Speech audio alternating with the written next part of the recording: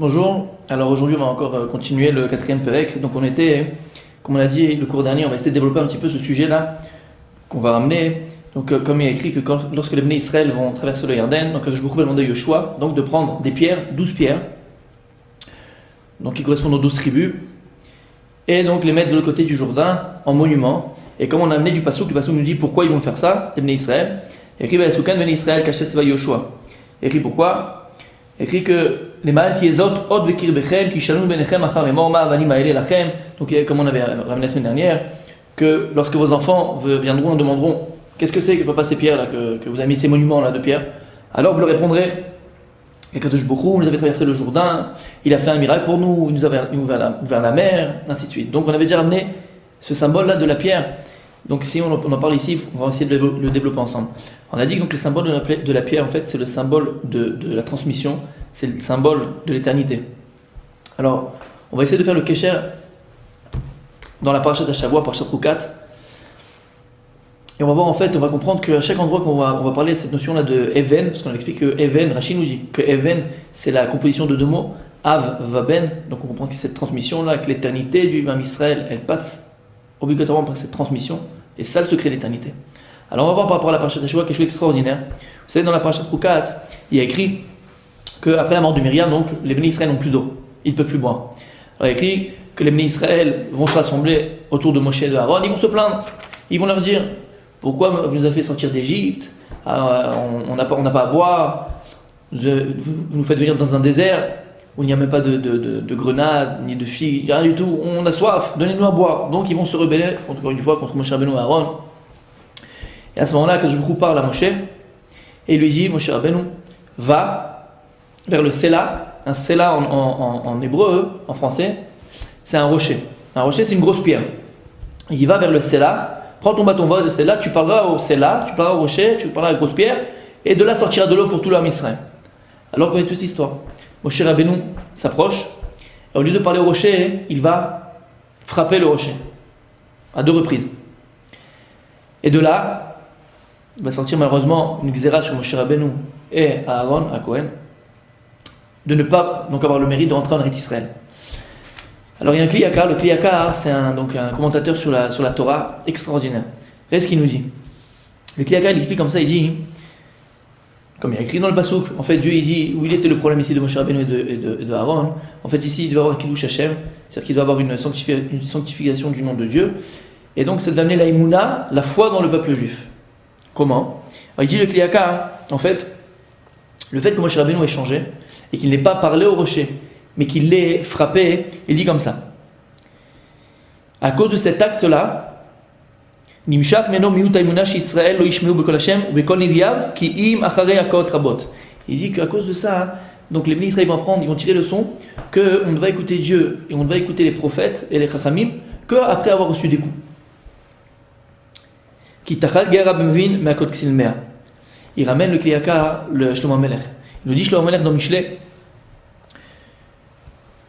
qu'il est plus, on va l'expliquer donc, qu'il est plus intelligent entre guillemets de parler ou de faire une répétition par la bouche que de frapper 100 fois un imbécile. Et en fait c'est ce qui est écrit ici le Kli Yakar. Il y a écrit dans le Passouk Veze shono veze bartem asela vekitem lo nema veut dire bartem. Quand je beaucoup dit à Moshe Rabbeinu où il était le problème. Il dit en fait, vous savez qu'il y a un autre épisode dans Béchalach quand les Bnei Israël vont sortir d'Égypte. Donc encore une fois ils vont se plaindre, ils ne vont pas boire d'eau. À ce moment-là, que je il dit à Moshe Rabbeinu, Moshe, on va le voir si du ensemble. Il dit à Moshe Rabbeinu, va sur le rocher, à la dessous, c'est un rocher, donc c'est une pierre, encore une fois, frappe-le. Quand je il dit le Kli Yakar, quand les Bnei Israël, ils étaient encore Begeder Katan, ils sortaient d'Égypte, c'était encore des enfants, Prinat, enfants. C'est-à-dire qu'ils sortaient d'Égypte, ça faisait déjà 210 ans qu'ils étaient en Égypte, assujettis. C'est arrivé au 59e degré de Touma, 49e degré de Touma. Donc c'est arrivé à un niveau qui est katan, c'est comme un enfant qui vient de sortir du ventre de sa maman. Donc il dit à Kadosh Baruch Hu, quand les Bnei Israël sont sortis d'Égypte, alors ils étaient comme des enfants, comme un enfant. Et un enfant, donc ça ici c'est un yesod pour l'éducation en fait. Un enfant, quand il est petit, tu peux lui expliquer 100 fois les choses, il ne comprend pas. L'enfant, comment il agit, comment il réagit plutôt, c'est toujours cause à effet. Par exemple, comment un enfant il va avoir peur du feu. Alors tu peux expliquer 100 fois, attention, le feu ça brûle, attention, tu vas te faire mal, ne touche pas avec les allumettes, ne touche pas au feu, tu peux lui dire 100 fois. L'enfant ne comprendra pas ce que tu lui dis. Il va comprendre que par cause à effet. C'est-à-dire à partir du moment où il va se brûler, là, il va comprendre ici que quoi? Que si je fais ça, alors il y a ça. Parce qu'il comprend qu'il y a toujours une conséquence, il y a toujours une cause à la chose. Toujours cause à effet, l'enfant. Donc il dit, quand les Bnei Israël ils étaient petits, ils étaient encore enfants, ils venaient de sortir d'Égypte. Là, on te dit quoi? Alors frappe sur le rocher. Par contre, quand les Bnei Israël, maintenant, on est après Matan Torah, avant la rentrée d'Eretz Israël, avant la faute des Meraglim, à ce moment-là, ça y est, les Bnei Israël, ils ont su la Torah, ils étaient, comme on a dit, au moment du don de la Torah, ils sont arrivés au niveau d'Adam Arishon, du premier homme, avant la faute. Donc ils étaient prinat maintenant, Adam, c'est plus des enfants. C'est plus des enfants, c'est un Na'a, ça y est, c'est un adolescent. À ce moment-là, hein, tu ne peux plus le frapper. Maintenant, il faut que tu l'expliques. Et en fait, c'est ça qui s'est passé ici, Dieu et Kliakar. Et Dieu et Kliakar ici, alors la question qu'il pose, il dit, mais attends, quel rapport avec un rocher? Là, Moshe Rabbeinu, qu'est-ce qu'il a fait? Il a frappé le rocher. Mais un rocher, il ne parle pas, un rocher, il n'entend pas, un rocher, c'est un domaine, c'est inerte. Alors, qu'est-ce que tu veux que j'apprenne d'un rocher? Non, si c'est ça, Kadosh Baruch Hu, à travers le rocher, il voulait apprendre une grande leçon au peuple juif. Et en fait, à nous-mêmes, parce que c'est une grande leçon pour l'éducation. Grande leçon pour l'éducation.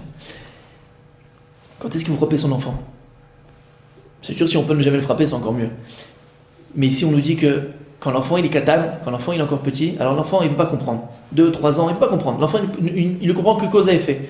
Là, tu peux frapper encore ton enfant. Mais quand ton enfant il commence à grandir, alors enlève le bâton. Enlève le bâton, enlève le cou et commence à lui expliquer, commence à lui parler. Pourquoi? C'est quoi l'importance de ça? L'importance elle est ici. L'importance elle est, il dit le Kliakar, qu'en fait tu as 2 sortes d'éducation. Si maintenant l'enfant, tout au long de sa jeunesse, tout au long de, même quand il va grandir, il ne va accomplir la Torah que par la crainte. C'est-à-dire que parce que son papa ou sa maman, ils sont sur eux, et à chaque fois, il lui dit attention, attention, ou le frappe. Ouais. C'est-à-dire que c'est une Torah toujours par crainte. Alors il y a une chose qui est claire. Quand les parents ne sont pas là, l'enfant il fait ce qu'il veut. Par contre, et ça c'est la chokma, ça c'est l'intelligence, essayer de transmettre, et c'est ce qu'il faut faire, transmettre une Torah d'amour avec amour. Et ça, on comprend très bien, parce qu'il y a 2 prinotes. C'est une prinate de ira, par crainte, ou par amour.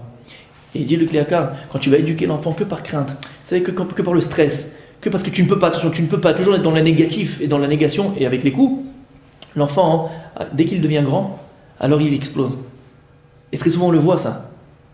Alors que si tu essayes, comme dit Shlomo Melech, parle, explique, parle à ton enfant, explique-lui pourquoi.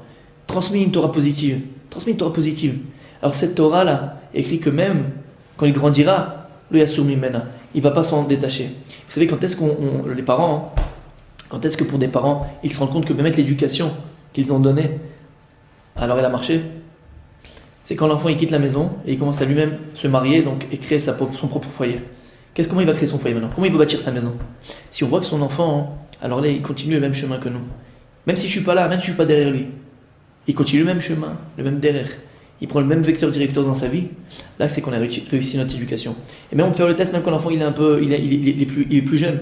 Ça va être très souvent, on peut envoyer notre enfant en vacances chez un oncle, chez une tante, chez des grands-parents ou chez une sœur. Alors c'est vrai que quand l'enfant il est à la maison, alors tu le vois boire, tu le vois manger, t'as fait la bracha, t'as fait les tchétchadaïn, t'as fait donc la tchéma, t'as fait. On est toujours derrière notre enfant. Alors il fait parce que bon, papa il est là. Quand est-ce qu'on va savoir si on a transmis une vraie Torah, une Torah de vie? Une Torah positive, une Torah qui va faire que l'enfant il est indépendant même dans la Torah. Et on ne va pas faire un robot. Quand voilà, tu l'as envoyé pendant une semaine quelque part, là lève, regarde, essaye de regarder, essaye de voir, demande à ta soeur, demande à ton grand-père, à ton père, à ta mère, comment le petit il était. Tu lui disais faire les bras, tu faisais tout seul. Est-ce que c'était un automatisme? Pas automatisme dans son négatif, mais parce qu'il a compris que je mange, c'est normal, c'est naturel. Voilà, c'est naturel. Quand ça devient naturel, alors c'est qu'on a réussi l'éducation de nos enfants. Maintenant, le lien, il est que quoi? Il est que, on voit que Moshe Rabbeinu, qu'est-ce qu'il m'a frappé dans la paracha? Il vient paracha un sela. Un sela, c'est une grosse pierre. Pourquoi une grosse pierre? Vous voyez encore ici. Le Even, c'est le symbole de la transmission. Le Even, c'est le symbole de l'éternité. Even, c'est une grosse pierre. Pourquoi? À travers ça. À travers cette pierre-là que Moshe va frapper, au lieu de parler. Alors de là, on va pouvoir apprendre quelque chose de très fort. Un yesod dans l'éducation, un fondement dans l'éducation. Parce que le lien de la pierre, comme on vient de voir ici, par rapport à Yoshua et par rapport à la Parashat Shavua, ce lien de pierre, là, ce sel-là, cette pierre, c'est ça, cette transmission. À bientôt.